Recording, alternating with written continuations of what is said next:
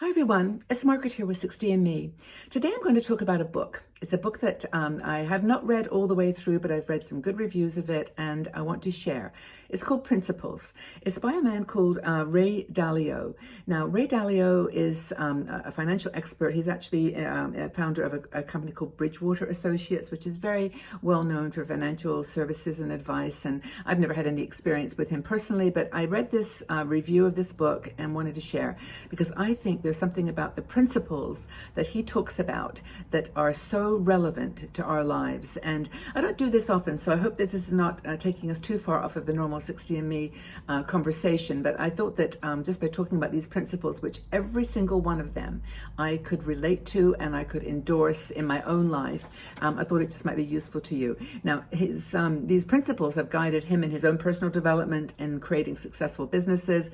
And the key thrust of it all is that these principles can help you to navigate challenges and to set guidelines in your life that will help you to achieve your goals. So I know that sounds a bit corporate and businessy, but it's really true. I mean, we have challenges, we have goals, all these things apply to us whether we're still working or not. And I just think it's a really useful book. Now, I'm actually going to review partly to my notes because, as I said, I've not read the book all the way through, so I want to make sure I'm representing it properly. I hope it gives you some food for thought. That's the only reason I'm doing this video, is that I think it reinforces some ideas and uses some words that you may not to be thinking about in terms of self-awareness and personal growth, but it's actually kind of his own memoir and his guide to this unique way of living life. So what are the lessons, the principles, and kind of look like this, like a big framework, like not one exists on its own, they all kind of feed together. So the first thing is radical truth and transparency. Now, when he's talking about this in the book, has anyone read the book Principles, please tell me. But he's talking about it in a work environment where, to have a good working environment, you need radical truth and transparency.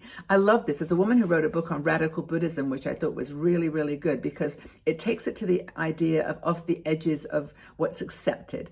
And I think that truth is something that's got to be deeply honest and deeply transparent. And I think that his mission with this principle is to always have radical truth and transparency, to keep things clear, to keep them honest, to keep them real, and not to try to hide behind truth that may relate to one person but not to another, or questioning someone's truth. The truth to them, the radical truth and transparency, is just fostering an awareness and a culture of goodness and understanding and acceptance. So radical truth and transparency. Second was embrace reality and deal with it. Anyone hear that one? Deal with the reality. Recognize it and deal with it. Now, we often talk about, the fact that we can't control things in the world, that the world is going crazy. We all know this, but, we can control our responses to it. Well, in a way, this is a little bit more intense than that. What it's saying is, look around you. You don't have enough money or any money. You don't have your own home. You aren't close to your family. You are not able to travel because you have a mobility issue. I mean, I can list I can list many of the things that you might say are negatives in your life that are just, I just can't cope with them. But he's saying, deal with the reality, embrace it. Don't hide it. Don't push it away. Don't make it, kind of something that you can't escape from. Deal with it. Now, that sounds harsh. I know even in the way that I'm saying it, I'm talking to myself. It's like, you got to deal with this. You got to deal with that reality that's in front of you and understand that, the realities of the world, both positive and negative, and just get on with it. Thinking for yourself. Think for yourself. This is the fourth, or the fourth? Oh, be a hyper-realist was the third.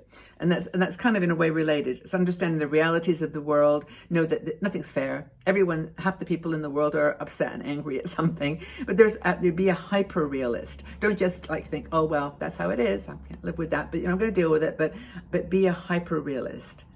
And just be aware that things are going to happen that are not in your world of understanding. So the fourth is think for yourself. This is a really good one.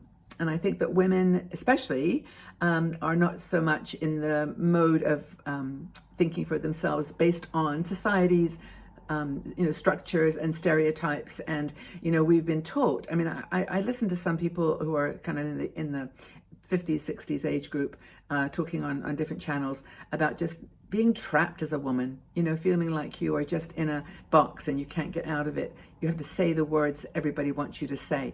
I'm reading a book, by the way, called Lessons in Chemistry. I haven't read a book in a while, but this is a good book. And it's for me, and it's about a woman who is working and being raised and being a mom in the 50s and 60s, and what it was like being a woman. What the dialogue was like about being a woman in those days, and how it was not about thinking for yourself. Now it's time. You got options. 60s, 70s, go for it. Okay, the next thing is have principles for decision making. And I think that's a really, really good one. Now, it's not simply like, let's have a cup of coffee and we'll decide, which is my classic one. Do you want to buy that thing? Let's have a cup of coffee and we'll decide. Well, that's not really a principle. And it's not really going to help you decision making if you have got a serious decision to make. You've got to understand the consequences of your actions, but not just that. You've got to understand the consequences in the second and third level. You've got to go, what are the secondary consequences? What are the third level consequences? You've got to make sure that those principles are all taken in. So you want to, I don't know, I can't think of an example off the top of my head, but if you want to spend money on something, for example, think about the consequence it will have for you with your budget. But for the future, will not allow you to do certain things? And then the further along, it might be that you won't have enough money when you get to be 80 years old, or to give to your grandkids or help someone, whatever. But that's all about decision making, having some principles. Create and foster an idea of what does he call it? Meritocracy. This was a really cool one, and it does relate to that book, Lessons in Chemistry. And that is all about don't judge people by what they do, who they, where they work, how much money they have, but on their merit as a person, and it's like, and I'm taking this whole conversation. I hope it's not too strange for you, because for me, I love this kind of conversation. It's like taking words that are like, we use them all the time. Like, don't judge a book by its cover. Don't judge someone, whether they're the garbage collector or the doctor. I mean, I actually like the garbage guys here. I wave to them all the time because I'm thankful. I wouldn't want to have to collect my garbage every week, and they do it for me, and they're so cool. And the thing is, judge people on what they are and what they can do, rather than what their abilities are, rather than what their label says, what the door sign says. And I think that's a really, really good one. Is base your life assessments on what does he call it again? A meritocracy, which I think is very cool. Number 7 is know how the economy and how markets work. Now, he is a financial genius, right? So he's got this down to a fine art. And I think that putting this principle in his books was probably more to do with, knowing what you're dealing with in the world of economics and marketing. But I think economics and the markets. But I think that for us, it's just very simply understanding the cycles, not being afraid. Now, many people don't want to invest because they're afraid that, in 5 years, the market's going down, it's going to be, but I think we've got to have some perspectives and trust and faith and hope that we're going to live a good, solid, long, beautiful life, and we're going to need that money, and we've got to plan. We've got to have a good grip on economy. And even if you don't invest, you've got to know where to spend your money. You've got to know how to save a little bit every month, how to invest, how to buy the things that you have to buy, like the expenses you have to deal with, and then the ones for the things you want. It's kind of those 3 things together. But his idea of just knowing the market, knowing how economy works, is super important. I think number 8 was one that I think is back to the beginning again, full circle, but it's radical kindness and open-mindedness. And this is, when he says radical, I think I just suddenly see all the boundaries, all the fences going down. And it's like, it's okay to be kind. It's okay to have an understanding and a compassion for people, and to be open-minded, but make it radical.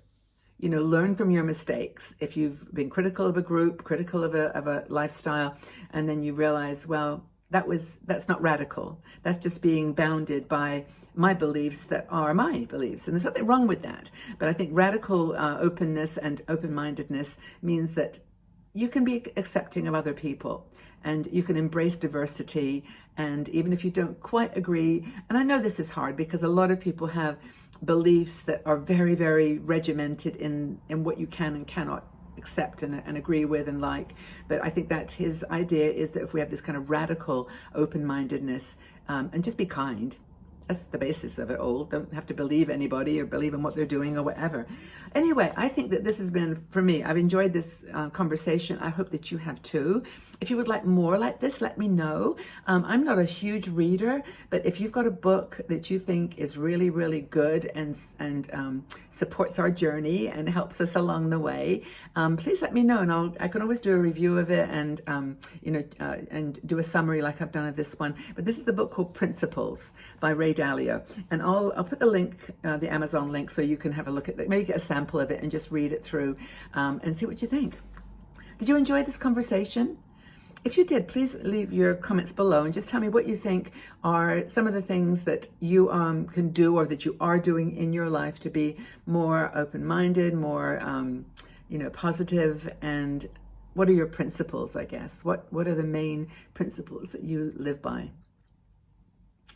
Really interesting conversation. Hope that you enjoyed it, and thank you so much for your comments and feedback, and I look forward to speaking with you again soon. Take really good care, everybody. Sending you lots and lots of love.